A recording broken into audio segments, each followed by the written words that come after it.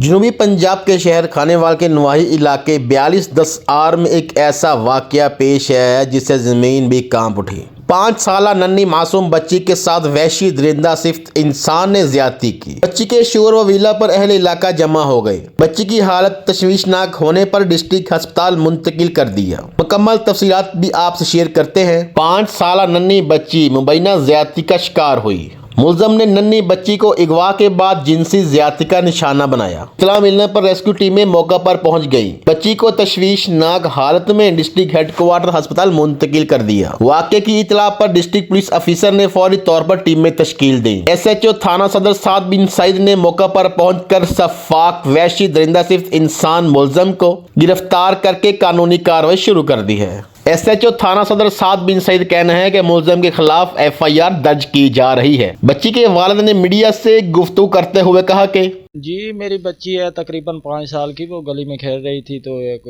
لڑکا ہے ہمارا ہمسایہ ہی ہے، ہماری گلی کے رہنے والا، اس نے اس کے ساتھ زیادتی کی ہے۔